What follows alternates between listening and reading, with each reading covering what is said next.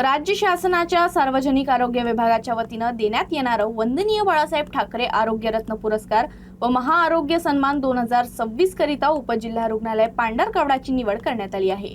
आरोग्य मंत्री प्रकाश आबिटकर, आरोग्य राज्यमंत्री मेघना साकोरे बोर्डीकर व इतर मान्यवरांच्या हस्ते पुरस्कार प्रदान करून गौरवण्यात आलेला आहे।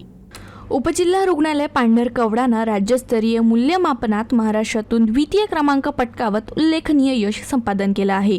एप्रिल 2025 ते जानेवारी 2026 या कालावधीत बाह्य रुग्ण, आंतररुग्ण सेवा, शस्त्रक्रिया, प्रसूती सेवा आणि डिजिटल अहवाल प्रणालीतील अचूकतेच्या आधारे हे मूल्यांकन करण्यात आलं। 18.2 गुणांसह रुग्णालयानं राज्यात दुसरा क्रमांक मिळवला असून या यशामागे आरोग्य विभागाच्या अधिकाऱ्यांचे मार्गदर्शन तसेच वैद्यकीय अधिशिक्षिका डॉक्टर वैशाली सातुरवार यांच्यासह संपूर्ण वैद्यकीय व कर्मचारी वर्गाच्या परिश्रमाचा मोठा वाटा आहे। पुरस्काराबद्दल सर्व स्वरातून रुग्णालयाचे कौतुक होत आहे।